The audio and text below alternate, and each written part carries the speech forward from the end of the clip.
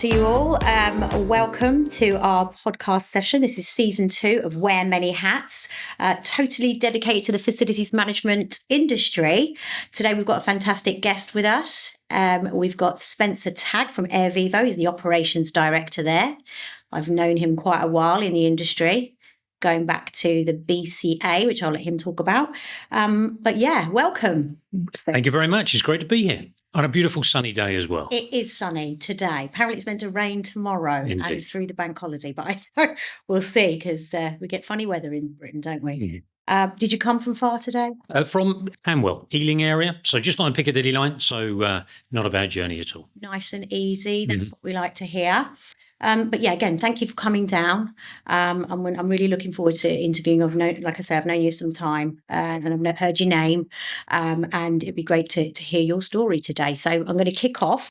I'm going to rewind a little bit. So where did it all start for you in your career? Let's go back to there. Well, when I left school, pre-A-levels, I didn't want to stay on. So that was in a time that you didn't need to stay on until you're 18. And I want to be a fast jet pilot for the Royal Air Force. That was my dream. I was in the cadets as a teenager and got a huge amount from being within that sort of disciplined camaraderie type of environment. So I wanted to be that fast jet pilot. I didn't quite make the mustard when it came to all the various tests at officer selection school. So still thinking about that sort of military-esque environment, I thought I'd be a policeman for the Metropolitan Police. Right. That didn't quite work out for me. I was too young, and so the police officers came to my house as part of the recruitment process. And they said, look, you're exactly what we want, but apply in a couple of years if you still want to be a police officer there. So I thought, I'll wait a couple of years. And but then an opportunity presented itself to join a management training program within the food distribution industry, Booker Cash and Carry, in actual fact. So I was part of this program, and I moved around the country learning all facets of food distribution, warehousing, cold storage, lorries, and all that type of thing. So my first part of the career, first 10, 12 years or so, was very much about running warehouses and lorries and that type of thing. And as I progressed in various senior roles latterly within that time, I thought I want to control my own destiny. I've learned a lot about customer-facing roles, being contract management within distribution, and I thought, I want to do something for myself. And I wanted to run my own business. And the idea to run my own business came before I knew what I wanted to do. I knew I couldn't buy or set up a distribution firm, and I thought, I want a restaurant. I was one of those guys that you would meet in a pub and say, I want a restaurant because you've seen Gordon Ramsay go, yeah. No. I really want a restaurant. And I did. I bought a going concern, an Italian restaurant in Kings Langley, just on the periphery of London. Yeah, Hertfordshire, out towards Hemel. And very fortunate, it was a going concern. So on day one, I had if you like, an order book, bookings that were coming in. So I learned a lot in those first months, if not years or so, of being in the restaurant, and enjoyed some great successes. Had some moments, of course, some nightmares, as indeed any small business, let alone the restaurant hospitality industry. It's a tough old world out there. But after having my own restaurant for 7 years, I then did what a number of people do within that service managed office environment. And I transitioned from hospitality into serviced office, managed office environment with a company called Wenta, which was a social enterprise based in Hertfordshire who provide support for startup businesses. But at that time, they had 2 business centres, namely one in Watford and Potters Bar. And the then chief executive wanted me to join the team to help them grow. And when I was chatting to him, and I said, well, I don't know much about running buildings, rather. And he said, oh, anyone will pick that up. But what I need, and this is the chief executive, I need someone with that customer service mentality, because the industry was changing. Gone were the days that you could be a landlord and give someone the keys to an empty office and say, get on with it. You needed to provide all the furnishings, internet connectivity, telephony, and all that type of thing, reception services. So that was the angle that I joined the organisation and was there for 10 years. Latterly, for the second half, I was the managing director of the property division that we created within this social enterprise and grew from 2 buildings up to 5, and was very much part of the team to win a major management contract on behalf of Stevenage Borough Council to run a 60,000 square foot business and technology centre in Stevenage. So we were there for 10 years, and then an opportunity presented it myself to join Airivo, working for Naveen and Suresh, an independent service office operator, predominantly in West London, as it was when I joined, which is 4 buildings. But now we've got the 8 buildings, and that's our reach is now in Birmingham, Shoreditch, Chislehurst, which is near Bromley in Kent, and Newcastle.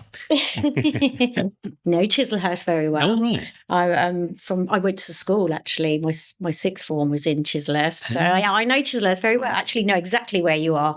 I know that building. So carry on. And well, that's how it all began, really. So yeah, a failed applicant of being a fighter pilot in the Royal Air Force.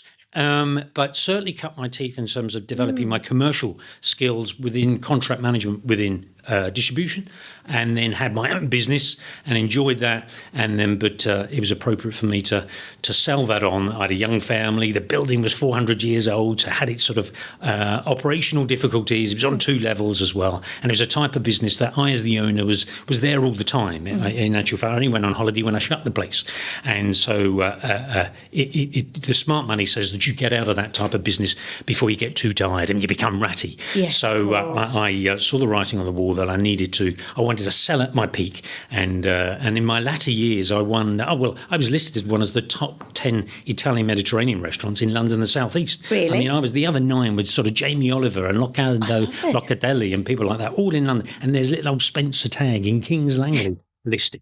And that was phenomenal for me, because clearly that brings in a lot of people trying you out for the first time and coming from far afield. And so I was very blessed to receive that listing in the Times National newspaper. Can you actually cook? Have you learnt some tips? I have learnt some tips. Yeah, I can hold my own, but I was never the chef. To be fair. No. Yeah, I was very much front of house, and I had a young guy who wanted to make a name for himself, and his name was Mark, and he's since passed away, unfortunately.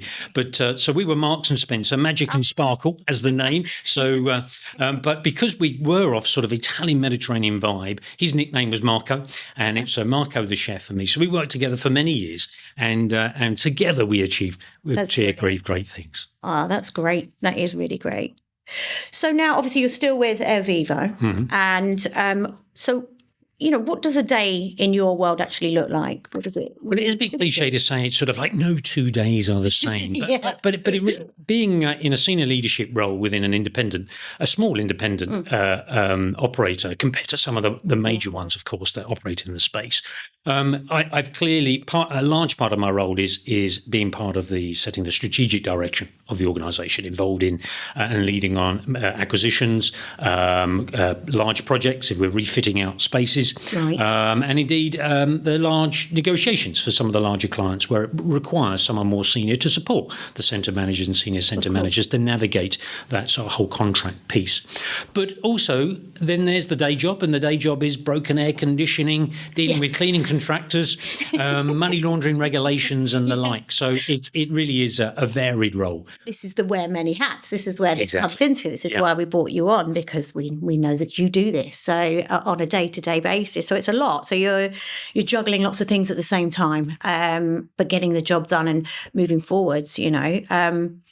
So what about sort of challenges on day-to-day? Obviously you've mentioned about the contract cleaners and the air conditioning breaking. What other areas of what's challenging for you today, for instance? I think there's 2 major challenges that we have outside of the day-to-day sort of operational hiccups that happen. But as a business, the rising costs. And that is a pressure at a time that that clearly more and more people want more value for money. They're not consuming the office 5 days a week, so there's a price pressure there. All the while, utility prices, business rates, and even now, again, we understand we're under threat of additional changes to the business rate model, which could impact us as an industry. So that, and when we're doing large scale projects, when you think you can achieve something for 30, 40, 50K, and when it comes to the day of reckoning, it's 25% up from that because of just the labour cost and material costs. But the other big challenge, of course, is demand. Demand has changed since COVID. Yes. And whilst it's been an opportunity in some contexts, with our centres in southwest London, we've benefited from those larger businesses that wanted to have that hub and spoke, wanted offices more locally to where people live. But notwithstanding, the demand for offices has changed. People are consuming offices in a different way. And so we've got to retain to be relevant to the market. We've got to reinvent ourselves in certain location. And we've done that, but that takes investment. And so, but inevitably, though, the overriding factor is, or challenge to answer your question, is that demand isn't the same as it was pre-COVID. Definitely. And that's a challenge to the industry and to our business. Totally agree with you on that. Things have really changed, haven't they? Even my kids, for instance, well, they're not children anymore, they're sort of 27 and 22, but they want a role which is hybrid, not having to come into the office every day. That would never have been... That was never a given. You would never be able to work from home. It just wasn't possible because the computers were at your desk anyway, so you'd have to come in. Even going sick was a problem, so things have really changed, just sort of people coming. So, and also this sort of co-working, which we know about, and hot desking is very popular, where people can be more flexible with their office space, can't they? They don't have to be in the office 5 days a week. They can come in for half a day or, So things have really changed, I feel, for the flexible flexible space industry. Okay, so this is more of a question around what excites you. Obviously, there's a lot of changes, like you said, but where do you think we're headed now in terms of especially the flexible workplace industry? Where do you think we're headed? Yeah, well, I think we're more of the same in terms of the development of the creativity within the spaces. And we're in this building today, and we've got this lovely sort of co-working space outside this, what is a lovely meeting room. Yeah. And you made a reference there of what it was like when we started work, and we had to be in the office to access the mainframe and all that. And it was, it felt we could have only dreamt of an environment where it's so much more of a domestic feel, so much more inviting. So I think the workforce of today can only benefit from these huge, great creative spaces. And perhaps I'm sounding like the age, like, it wasn't like that nowadays. Yeah. But I seize the moment that now we've got a working environment that's just really comfortable and really sort of collaborative and a great place to work. But is it perhaps at a price? Because a price insofar as to say that the genie is out the bottle post-COVID. People do have an expectation of the hybrid working. And I was only reading a report that Technology Within released only a few days ago. And I think sort of over 60% of businesses are readjusting to that whole hybrid. Over half of the businesses in the UK are accepting that hybrid is the thing. And I look at who inspired me, who helped me in my early days of the career. It was interacting with the senior people within the organisation, and not people that necessarily reported to, but just interacting with them and just sharing some stuff. And clearly, if you're hybrid working, which here's to say, and it's a great environment for many industries, but I feel that some people will lose out though on something that I got huge benefit from. Absolutely. And interacting with not only my peers but senior people that were able to invest their time in me and help me, guide guide me. That's right. I feel exactly the same way. I was in the office 5 days a week, and my background, obviously, as you know, was recruitment, and I was training on the job. So if I was sat at home, there's no way I would have got that experience. So in terms of technology, because you mentioned, what about artificial intelligence and that sort of thing? Do you think that's a friend or foe in your world? Well and truly, it is both. I think. Clearly it's got huge potential. And we're probably most people are only beginning to really dabble with it. Again, at the Flexer conference last week, there are some organisations that have really embraced it, and they were able to talk at great lengths as to how they're using all of this AI. But I think so. Clearly, we've got a long way to go with it. But there is a downside, and I can't speak for. I'm not in the camp of it's going to rule the world and stuff. I'm not qualified to be commenting on that. But what I do know is that it could have an unintended consequence. Yeah. That there's everyone sort of dabbling with best intentions to use ChatGPT and stuff. But what is that unintended consequence? That maybe someone has an idea. I'm going to upload all of this data for ChatGPT to do a report on, and all of a sudden now, with the best, we've gone through the GDPR regulations of very much protecting our data, and then you could potentially get someone with the best of intention uploading it to ChatGPT because they want to do an analysis for their next report and whatever, and then we've got leakage, and so. And that's only just one example. There are perhaps numerous other examples that without proper training, and probably because us as more senior people in the business don't fully understand how we use this stuff, and then it's difficult for us to write the rule book for the more junior staff and how we should be using AI. I was only speaking to a university lecturer and about how they've got software to try and track whether their students have used ChatGPT in their assessment writing and stuff like that. So then there's this whole other world to try and detect where it's being used, and you just think, well, if we've got a cohort of graduates that part of their coursework has just come from ChatGPT, what is it? What's that unintended consequence? That expression again. What is it that we've created that? Yeah, that's right. So again, I'm not talking about it's going to rule the world, but is it going to create? I mean, like social media, the Facebooks of the world. Clearly, on the one hand, a great force for good connecting people, but we all know that it has some dark sides to it, and it's been responsible, or social media. I'm not labelling necessarily Facebook specifically, but social media. There is a dark side to it, and that was never an intended consequence. That's just one of those things that's happened from it. A blessing and a curse, maybe. I mean, I definitely use AI. I use ChatGPT. I think I get it to check things. If I'm in a rush and I need an email that's prepared, I'll run it through ChatGPT and it puts it in the language that I think, actually that sounds very professional. But you're right. I've never really thought about what's going on in the background. Where's that information going? What are they picking up on? So it can be quite a frightening thing. But in terms of the industry, do you think it could put people out of the job, especially in the flexible workspace? Do you think it could? We'll lose the receptionists. Will we lose people, managers? Will we? I think inevitably will have an impact, but for every threat, again, there's perhaps an opportunity. I think that we've made a couple of references about sort of the relationship between this industry and hospitality. And I think that all the while that, the space that we're out here now, it works because there's someone on at hand that can look after, sort things out, attend to your queries if the kitchen runs low on supplies. That's it. But it's more than that, of course. If it's a centre manager looking after, and so much of our world is serendipity.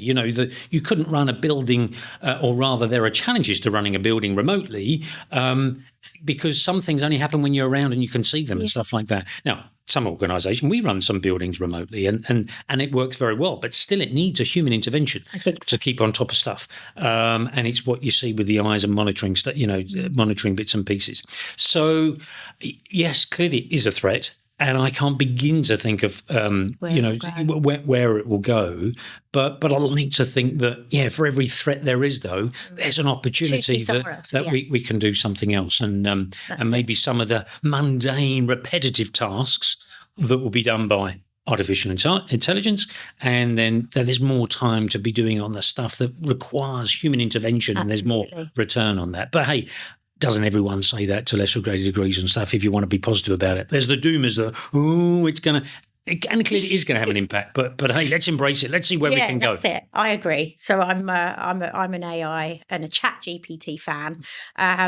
Yes, I didn't know that you could run that through and see if I've actually written emails by. That's interesting. Okay, I might edit it slightly before I send it. Okay, so ESG, that's a buzzword, isn't it? We're hearing a lot about that at the moment. What does that really mean to you and Airivo and your work? What's it about for you? Mm-hmm. For me and within Airivo, I think it's about aspiration. It's about where we want to be going, the trajectory. It's a challenge. I mean, we're only now just again revisiting our utility contracts, and for the last couple of renewals, we very much have put our stall out that we want 100% renewable energy and to not include nuclear, but we pay a premium for that. And many customers demand that type of ESG, that commitment to social responsibility, environmental responsibility. But for many, then again, they just want the cheapest offer, of course. Cheapest office. And similarly, the regulations have changed with waste collection in centres. So, we've gone through a major sort of education campaign in different centres, in all of our centres rather, but different centres have responded to that differently. Some have really embraced that and how they're sorting out their recycling. But some others can't be bothered to the same extent. And we know that we get fines from the collection, the contractors if we don't get it right. So if we don't, we've got an on cost to sort out waste before it gets collected. But of course, many people aren't interested in that. They just want to get rid of their rubbish when it's convenient for them. So, but that doesn't stop us being aspirational. We still want to strive to, and beyond just 100% renewables, we want to reduce our carbon footprint, the waste that we're generating as a business. We want to be recycling materials if we can. So it is the buzzword, but it is a challenge, and making sure that you get that balance right, that we're not sort of going out so far that we become less affordable to a large part of our market. It sounds like you're trying, though, and that's the main thing. And it's almost like a habit, isn't it? It becomes part of your working day. I mean, we do it at home, so we should be doing it at the office, I guess, in terms of recycling. That's a very interesting topic. We could talk about that for many, many hours. Do you think the industry, though, as a whole, the FM industry, is innovating fast enough, or are we still playing catch up? I mean, what's your thoughts on that? I think it is innovating. The FM, as well as specifically serviced offices. I mean, we mentioned earlier on about creative spaces. I mean, and I look at the young team at Flex in the City and the videos that they put out of all these new centres that are opening, and great places to work and collaborate. And I think when I'm approached by various contractors who are FM suppliers, whether it is monitoring equipment and the like, very forward thinking. So I think there is innovation. But I don't think it's not always easy to be an early adopter. So I think there are organisations that others are playing catch up, and we would be, in some circumstances, we at Airivo, we would allow others to maybe try our stuff. I think before we would deploy new technologies to really see is this relevant, because there can be a lot of technology out there, which is a great idea. And I love a gadget as much as the next person, but sometimes people just want simplicity. And I talk about light switches and air conditioning. Some of these air conditioning controllers can be that sophisticated. People just want it to heat up and to cool down. You've got all these different symbols, and people maybe aren't always familiar with them, and which results in itself that people sort of leave it on because or put it up really high, and that's not how it works. Putting it on 28, it doesn't heat it up any faster, sort of thing, 28 degrees or whatever it may be. So I digress a little, but I think as an industry, there's a lot of innovation. But again, it's that balance. I imagine there's a lot of traditional things that work well, that to reinvent the wheel may not always be appropriate. But in terms of the environments that we've got, that creative environment, very much I think there's a lot of forward thinking in terms of some of the technologies, sensors that's been employed in buildings to see how the usage. And so large organisations can focus cleaning around where there's high footfall, high traffic areas rather than. So I think there's a lot of innovation. So focusing on that area, of the building, for instance, where you have got more sort of footfare going through, you can concentrate on that area and then not have to go to the other floors, or for instance to wasted time almost. Just concentrate on the areas, and that is through technology, which is very interesting. Okay, where should we go now? So looking back, what moment or project are you very proud of today? You've probably got many, I'm sure. I have, and I guess any one of my years, I guess, sitting in front of you, which there's lots of things. And the reason, when my time at the restaurant, that award, a couple of awards that I won, and my time at Winter and being part of leading the team of winning that contract and renegotiating the renewal of that. But you know what? Two things stick out that I'm really, really proud of. There is an organisation called the WOW Awards, and they actually were a client of the business centre in Stevenage. And so whilst I was in a senior position within Winter, they awarded me this WOW Award to recognise my customer service. Yeah. And so it was sort of like they work with organisations about client employee recognition schemes and stuff. So they sort of went off piece because we weren't part of that scheme. And they thought, no, what you do, what you're trying to do with your team in terms of delivering customer service, we value that and recognise that, and we want to give you a WOW Award. So that was nice. And then similarly, my time with Winter, one of my colleagues put me forward for the process to be in the National Enterprise Agency as an employee a recognition award as someone that helped other people within the organisation. Now, so I did it because it was part of my job to help other departments, and if I could help someone, I wanted to, but for someone in another department to say, no, I really want Spencer to be rewarded for that in terms of recognition. And my colleague Sharon Gaffney nominated to put me forward for this process. And I was proud when she told me that she'd do that. So whilst it's the big gig, it's winning that big contract. Yeah. Clearly, there's you're feeling good about that. That happened because of me.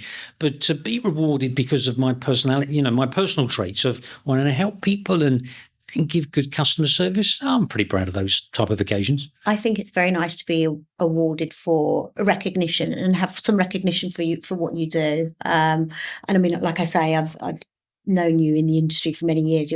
I hear your voice, I know it. You were part of the BCA. I mentioned this earlier, so I just want to sort of bring it back to there. Obviously, they're now called Flexar, aren't they? Yeah. So, many moons I've seen you sort of in the industry. You're one of the names that I wanted to contact and get you in to chat with you, because you do have a background that is relevant to this. So what I'm going to ask you this, I love this question. What's something you wish you knew when you were just starting out? Obviously, we know you wanted to be in the Air Force. So, starting out in this particular industry, what would you think would have helped strengthen your career or changed it? Or, Well, earlier on when I got, let's say, the proper job, when the Air Force wasn't for me, nor the police force, and when I then started in distribution, the importance of attention to detail and on every level. Because even if you get forwarded something and you get sent something and you forward it on and you haven't checked it, but it's got your name on it. And I mean, I learned some of the biggest lessons in my career within distribution, big lessons in terms of I've got things wrong in terms of planning for Christmas peak volumes of traffic or stock ordering for a contract that we were doing. And it's because I didn't take the time to be across the detail, and consequently, I probably became a bit of a bore in my later career. That I would be so. One of my sort of someone working for me said, "Yeah, we've sorted all that." So no, let's go through it. I want to see the detail. Well, no, I've done it. No, I really want to see that detail. So I probably was frustrating for some people that I was like that, but I learned that lesson. You can't take things for granted. And, we've checked that. Well, have you checked that? So I waffle on a little bit, but for me, that was a big, important lesson.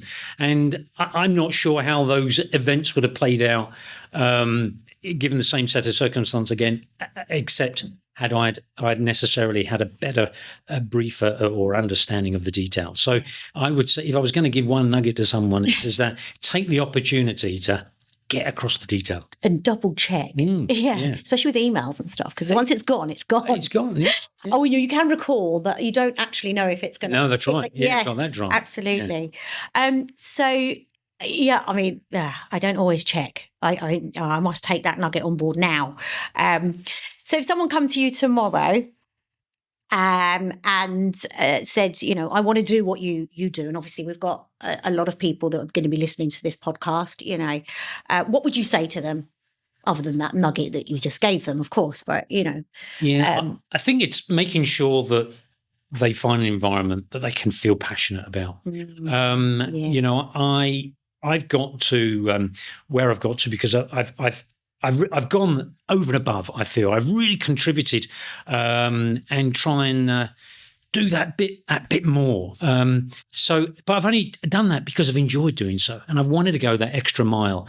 And if you want to progress in a career and a role, you've got to feel that you want to give that bit extra. If you're there and you just want to do the minimum, that's all it's ever going to be. Absolutely. And you're never going to quite get out of that role what I think I've got out of some of my roles, and that is great job satisfaction. Yes. Clearly there's been some financial reward. Of course there has. But when my lad asked me when we're sitting at dinner, so my boy's coming up 22 and my daughter's 23, and we're sitting around the dinner table, how was your day? Yeah, I mean, and often it's, it was more of the same. But when I can share that, something great happened, I feel good about that. And they feel good that I feel good. So, so again, I think it's, whether it's this industry, facilities management, serviced offices, if that within that environment, can you find your role that you really sort of can have a passion for? And I imagine even, scheduling air conditioning engineers or whatever, if that's the role you join, if you're getting enjoyment about it and you're getting satisfaction, then I say go for it. That's what absolutely. If you love what you do, you won't work a day in your life, something like that, isn't it? Yeah. And that's not always easy. I guess there must be loads of people that are down the pub this evening. Oh, another day at work, and what's all that about? But I think that's the secret. So happiness in your career, you'll go very far when you're happy and doing what you love. Good question for you. Who are your mentors? So I was very fortunate that as part of that management training program, that a director that I reported to, Dudley Hutchings, who I'm still friends with today, he had such an impact on my life and my early career, and very much guided me in terms of setting out sort of what's expected as a management trainee, and if you're going to want to progress your career, and help me on a trajectory. So early on in my career, Dudley Hutchins, so he was a director within that distribution environment that I joined. Latterly, working for Naveen Bandari and Suresh Agarwal, we have a great close working relationship, and Naveen is a very clever and creative person, and I learn a huge amount from both of them in different disciplines, and attention to detail. Suresh's attention to detail is so we talk about sort of we have a second eyes philosophy in our organization. So if something's going out to clients, someone else has got to look at that documentation, and whilst that on the face of it, it's a bit frustrating. I just want to send this proposal. Why do I have to get someone to look? But it's so true important that getting someone else to look at that, because whether it's a grammatical error on one level because you've rushed it, but on another level, does the reader fully understand what you're trying to portray? And Suresh is a sort of a champion for the whole Second Eyes campaign, if I can call it that. I've certainly embraced that with my time at Airivo to make sure, and all my centre managers, when they're sending out proposals, we have this Second Eyes philosophy that, sending out a proposal to a new client, someone else has got to look at it. So early on in my career, and even today, I'm learning a great deal from the people that I work with. Absolutely. That's great. A great advice. I've learned a lot today, actually, that I'll take away. What about, I mean, we've spoke about work and the industry and where it's headed and innovation, etc. What about your personal time? What do you like to do outside of work, or is it just work? I'm sure it's not. No, far from it. Well, I've never lost that. Whilst I'm never going to be a fast jet pilot, I've got a very keen interest in aviation. So I go to, and now that the season is opening up, I go to the air shows. Okay. And my lad, say Miles, he joins me on the occasional one. Less so now than years ago. We would go to everyone together, but now he's into golf. But there's a couple of key shows that he joins me with. But when we're not doing that, every Sunday, part of my religion is cycling. So it's all about the cake. It's the coffee and cake. So I only only cycle 50 miles so I can have extra portions of cake and the pastries. But yeah, nothing that really gets me off on a high. That coming back Sunday lunchtime, and I've done a tough old 40, 50 miles with the lads, and I'm part of a group that we met through a local bike shop, and we keep together. We're called the Wild Bunch. Given our age, some may call us the Mild Bunch, but we've even got some T-shirts made up with the Wild Bunch on. So, whilst only a few occasions can we cycle together, but often there's maybe about 3, 4, 5 of us that get out on a Sunday morning and catch up, and all different walks of life. So it's great to very cycle healthy. I do spin. Oh, right. I'm stationary, but I'll still eat the cake. Yeah. I love cake. Anyone that knows me knows that I love cake. One person calls me biscuits because I've got such a sweet tooth. But yeah, that's really interesting. Do you do anything for charity with your cycling, or? No. To be fair, I think it's in the early days. I think I did some sort of sponsored event, but it's tough. Asking people to sponsor you each time and all that sort of thing. Friends. Sorry, LinkedIn. You can put it on there. You've got lots of contacts. I reckon that would help you. Well, I must be. It's good for a good cause. Internally, so it's probably dangerous that I say out loud. One year, I would like to run a London Marathon. When I watch that on the telly and I see them go over the finishing line, the sense of achievement that they must feel and the journeys that they've been on, and I think, before it's too late, maybe I need to have a go at that. Yeah. So if I ever tap you up on LinkedIn for sponsorship, it's because I'm doing the London Marathon. But I think we're some way off. So don't hold me to that next year. Okay? So we're some way off. I won't. But yeah, the thought was there though. Yeah. You're definitely. You could try the half marathon. Start there. That's right. Start small. Do some. Yeah, I need to. I don't even do the park runs at the moment, so I think I've got to do a few. Yeah, maybe those. Yeah, I need to do the couch to 5K. I think that's probably what I need to do. Okay. You spoke about your mentors, and you've been given lots of advice. But what is, and this is the last question for you to wrap this up. But what's the best bit of advice you have ever been given? I would say from my early mentor, Dudley, I forget exactly what context, but the bit of advice sticks with me, and that is about never mess around with people's money. So far as to say, whether it's staff, always get the overtime calculations correct. For hourly paid staff, that are living perhaps, from one paycheck to another, or whether it's your contractors, never delay payments, always pay promptly.